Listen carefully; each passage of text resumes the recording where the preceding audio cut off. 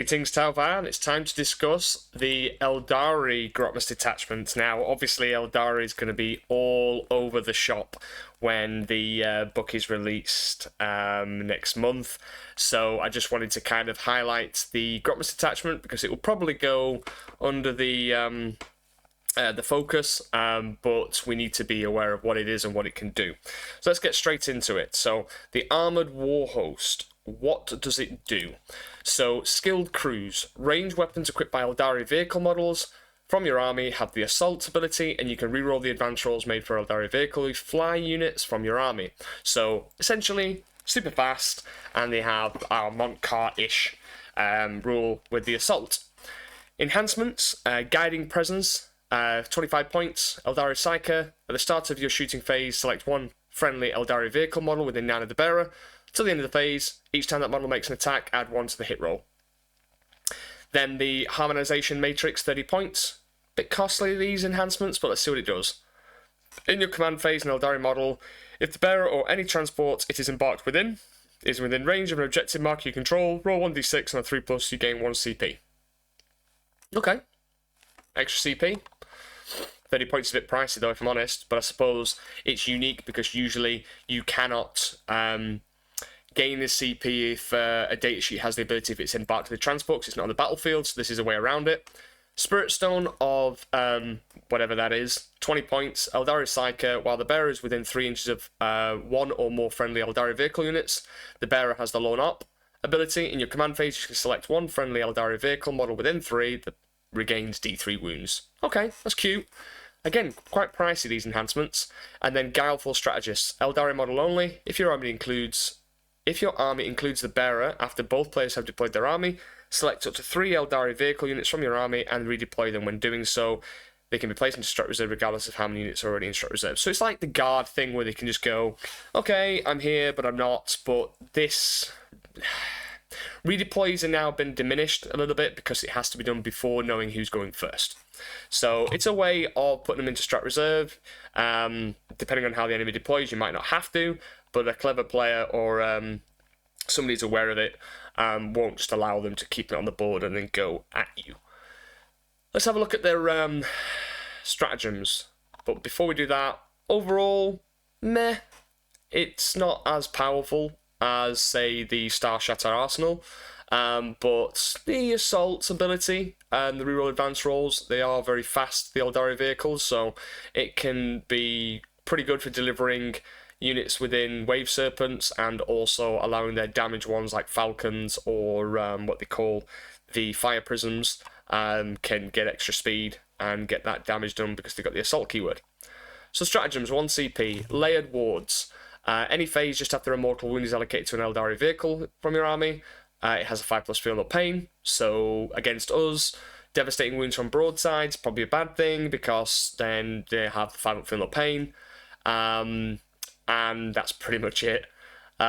Swift deployments, so your movement phase, an Aeldari transport. To the end of the phase, you can disembark from your transport after it's advanced. Units that do count as having made a normal move and cannot declare a charge. This is going to be very, very good for deploying Fire Dragons. Now, obviously, Fire Dragons are going to be the new hotness in some of the new detachments that have been shown to us on YouTube channels and also through leaks. But genuinely, a transport could move 14, advance, and then get out and shoot. So Fire Dragons can pretty much get to wherever they want. So if you're trying to hide your Riptides and your tanks behind terrain, well, this Wave Serpent can basically say no to you. So you have to factor that, especially, I think the key thing here is imagine a Wave Serpent full of Fire Dragons rapid ingressing, where it's not going to be obstructed by terrain, then it can go 14, advance, and then deliver the payload and kill you. So screening where they can rapid ingress is going to be very important. Another stratagem, Vectored Engines, your movement phase. Just after an Aeldari vehicle from your army that can fly falls back, until the end of the phase, your unit is eligible to shoot in a turn which it fell back. Okay, so you can't go and tag up the Fire Prisms and go, well, you can't shoot me now, because they could just spend a CP and do Vectored Engines. Cloud Strike. Start of the reinforcement step. 1 Aeldari vehicle unit from your army that can fly and is in Strat Reserves. Until the end of the phase, your unit has the deep strike ability and can be set up within 6 inches horizontally away from all enemy units, but if it does until the end of the turn, it is not eligible to clear a charge. Okay, cool. If your unit is a transport, each unit that disembarks must be set up more than 6 inches away from all enemy units, and until the end of the turn, it's not eligible to declare a charge. Again, so we've already established that swift deployment could be a way of rapid ingressing it, moving it out, delivering fire dragons. They could also then do cloud strike with the other one that happens to have fire dragons or dart reapers or whatever it is in there, and then boom, hello, I'm 6 inches away and I'm going to shoot you. So fire dragons with their melter range and the fire pikes that are 18 inches. I think fire pikes are 18 inches. And with the new Fugan stuff that is being shown, extra 6-inch range, I can see this having play. So imagine a cloud strike, deep strike transport coming in, dropping out, then they're going to be in melter range. So swift deployment, cloud strike, perfect for delivering fire dragons. And I think this is what detachment's all going to be about, just going pop, pop, pop, hello, dead, dead, dead. So it's going to be very good at killing elite stuff. Soul Sight. Your shooting phase. One Aeldari vehicle unit from your army that has not been selected to shoot this phase. Until the end of the phase, each time your unit is selected to shoot, you can reroll 1 hit and 1 wound roll and 1 damage. If you're using the fast dice run, you can select one of those to reroll before moving on to the next step of the attack sequence. Okay. Nice. And then combined like the... I mean, this obviously would be great with fake dice, but obviously fake dice aren't a thing now, or not going to be.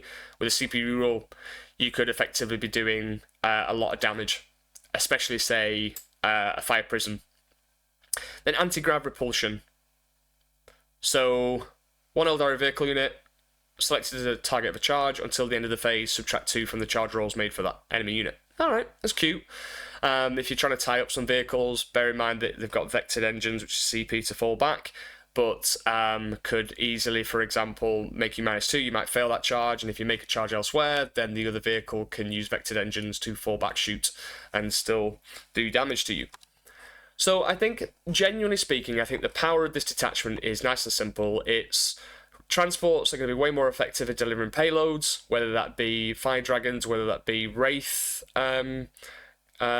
units with the D cannons. So I think that they're just going to be able to deploy them a lot faster and be a lot more aggressive. The thing is, it doesn't have go through walls, so they're really going to kind of like look to use the cloud strike and also look to use a rapid ingress play. But I do think the Armoured Warhost is not going to be a favoured detachment, especially when the Aeldari Codex is out in full force. But some clever soul out there, some sneaky elf, will probably design a list that really makes use out of the fire dragons with Fugan with the new rules, plus maybe what's his face, Azaman with the Dire Avengers coming in the transport, deep striking it 6 inches away, getting them out, shooting, and then fire invading into the vehicle. So I think once you start to see the codex come out and the different lists that are out there, there's probably some clever thing that they could do in the Armoured Warhost if they just load it up on transport. So don't write it off just yet, and I think it's something to be aware of. So let's have a look at some of the other data sheets, and we'll see where we go from there. So, okay, so let's just have a look at the Fire Prism. Now, the Fire Prism it's got a really nice little ability. So Fire Prism, they're not that tough. T9, they have got a 3+ save, but the main thing is it's linked fire. So when selecting targets for this weapon, you can measure range and determine visibility from another friendly Fire Prism. So they'll have one Fire Prism out, and then another Fire Prism can shoot through that, as long as that one can see is visible to the bearer. So as long as the friendly Fire Prisms, when selecting targets, you can measure range and determine visibility from another friendly Fire Prism model that is visible to the bearer. So as long as they can see each other, they can see through each other.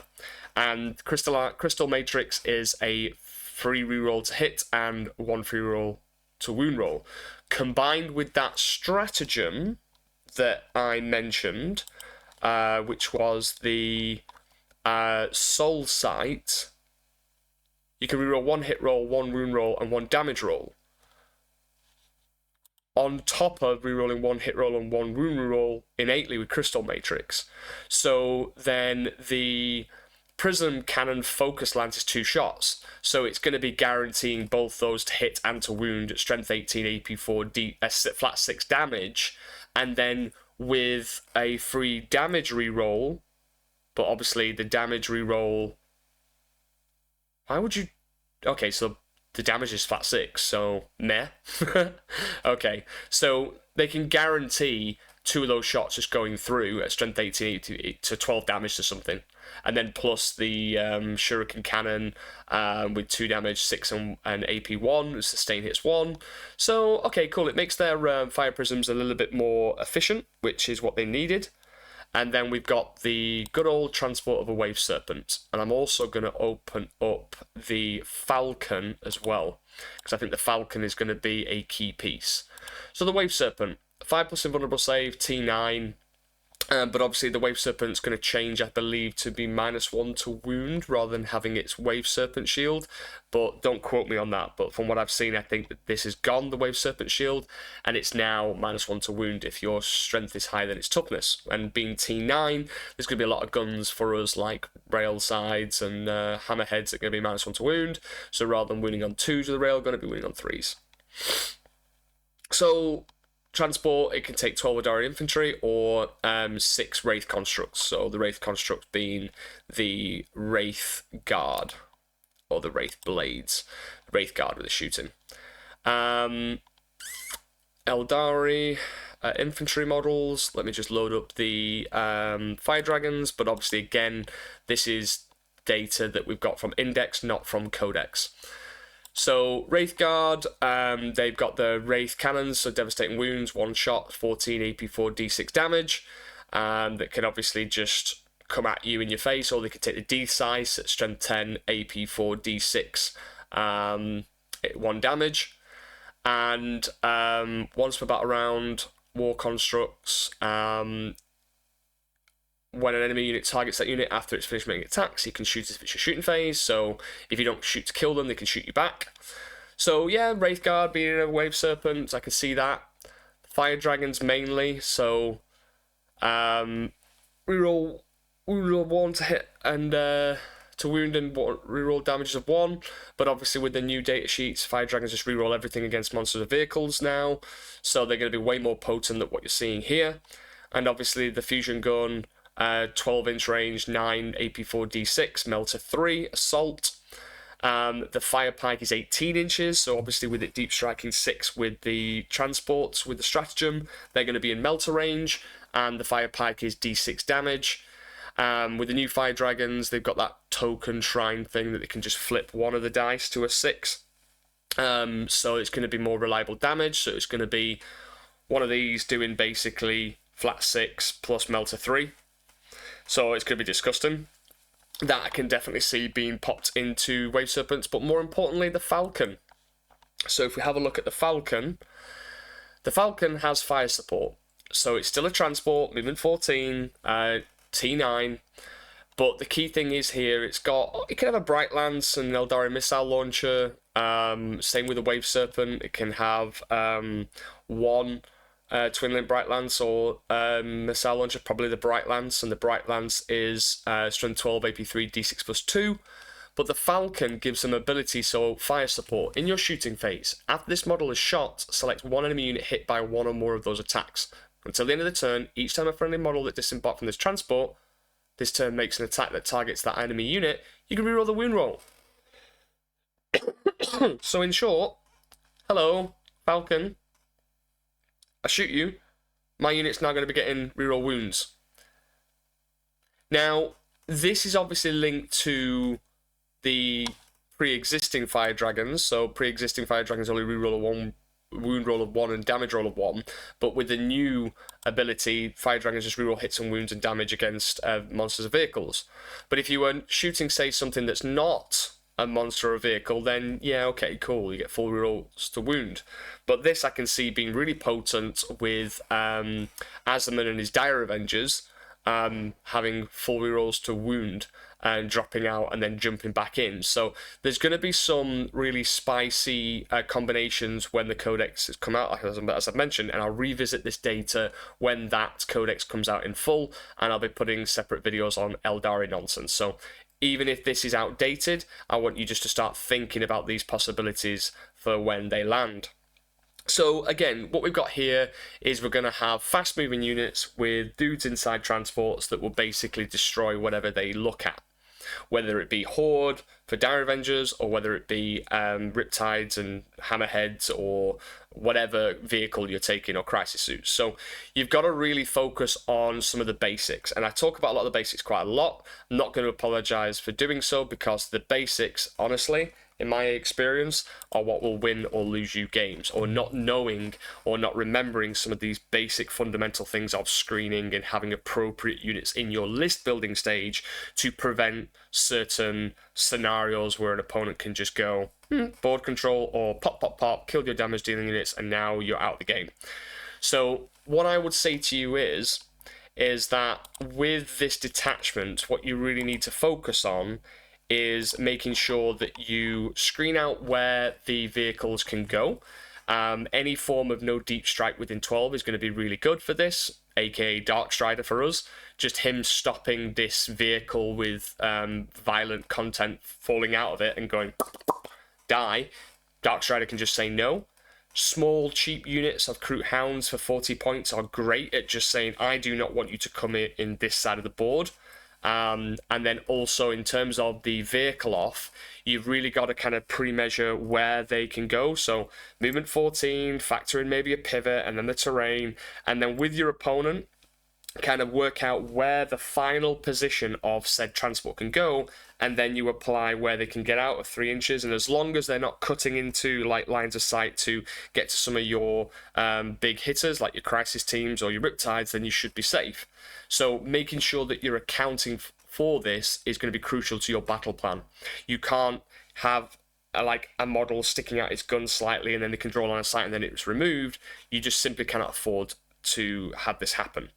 So for me, I think the one key thing that you need to do is screen, and then also provide them stuff that you know is going to get killed. I think the best bait for us is to kind of put out a Breacher Devilfish and go, you have to now come and deal with this transport, which you obviously are going to do, and then you also need to set up a unit to deal with the contents that comes out of it, aka breaches, because if you do not deal with the breaches that fall out of the transport, I'm going to land them on an objective, and therefore I'm going to be getting primary. So forcing the elves to commit more resources out towards you is always a good thing, because then you can just look at them and they go away. They're still T3 elves. So this is going to be something that you're going to have to start to do. Understand that you're going to lose units, but make it part of your design rather than a part of their game. And my overall advice into Eldar is never try and play cat and mouse with this army, because they can do it way better than you. They're faster than you, they've got more tricks than you, but we have a similarity. They can't take a punch. If you just go in aggressively and just go, right, bam, let's go, they don't have enough pieces to play the attrition game, and they will just fold. So Montcar is a really good detachment against Eldar, because yes, they do have some infiltrating units, but every resource that they have, like a striking scorpion unit or a ranger unit, is important to their mission play. And if you can force them out into the open, or them sacrificing that piece to block you, then at least you've got one area of the board where they're blocked, but then with your infiltrate you can screen off one area, and with Pathfinder's been able to infiltrate through the recon drone and then also scout move 7, you're not necessarily keeping your unit out in the open for them to remove. You can kind of like scout move back behind terrain and keep them safe. Or if you do the Grundy maneuver, you can move back into a Devilfish as long as Dark Strider's in the Devilfish at the beginning. So I think the board state is going to be really important for Montcar, because you can have your area and then you can scout, use the enhancement strike swiftly, and then start scout moving 2 Devilfishes, and then suddenly you can be yeeting yourself into their deployment zone, and they won't like that. SMS indirect is really going to be important going into Eldar going forward, because they're T3 and you are strength 5, and a lot of the platforms like broadsides will have twin linked, so being able to twin link them to death with strength 5 30-inch SMS, they're not going to like that, and they're going to be forced to take more transports, which in this detachment they're going to do so, but at least then you're putting pressure on all their scoring pieces like Rangers or Guardians or whatever, or Warp Spiders trying to hide behind the wall. So SMS is crucial for our success going into Eldar, period. So start to think about that within your list design. Also, I'm going to be looking at potentially, especially if you're a Retcad player, taking this single airburst fragmentation launcher that hasn't seen the light of day for ages. Strength 3, T3 is perfect. And then if you think about this, where a cold star with a single airburst that happens to be attached to a finite team, well, you're going to be 4 rerolls to hit. So D6 plus blast. So you're going to be getting maybe an average of 4, but 4 rerolls to hit, and then wing on 4s. So it might not kill something in quantity, but it will chip away. And if you have a single airburst on every single commander, and you take in between, in Retcad, you know, some of my lists have been between 5 and 7 commanders. So, cool. Or it'll be 6 commanders if 3 cold stars and 3 enforcers. A single airburst on each of those will add up over the course of the game, and every dead elf is a good elf, in my eyes. I'm like, I want it dead. If they lose a couple of Dark Reapers or lose a couple of Fire Dragons, that's net gain for you, because it diminishes their efficiency. So for me, finalising it, make sure that you start to tailor in some indirects into your list, whether it be SMS or airbursts, and make sure that you are screening the board and having trading pieces that are way cheaper than theirs, which is not hard to do. And they really don't like stealth, so, you know, Croots can't necessarily just be indirects off the board from the Reaper launcher, whatever it's called, the Tempest launcher from Reapers, and you need to be very clever in your positioning, but also the third point is get aggressive against them. Understand that you will lose some assets, but in doing so, you will make them overextend, and they will lose a lot more than they will kill of you. So, I know it's quite a short one, but at the end of the day, we're going to see a big change in Aeldari lists going forward when the Codex comes out, and like I said, I promise to do more content around Aeldari when that Codex is officially released, and we'll do a deep dive of it. So, again, please help me out with the YouTube algorithm. Like, comment, subscribe. Consider joining the Puretide program if you want to elevate your performance to the next level. I have tiers of all different values and also different costs for every budget that you might have. The key thing about the Puretide program is it's all about you, helping you overcome your problems and assisting and giving you that kind of top level experience that I've gained over many, many years of playing this game. And obviously as a mono-faction specialist, I know what I'm talking about when it comes to Tau. So have a lovely day and evening. Hope you've enjoyed this video and stay tuned for more. Take care, guys. See you later.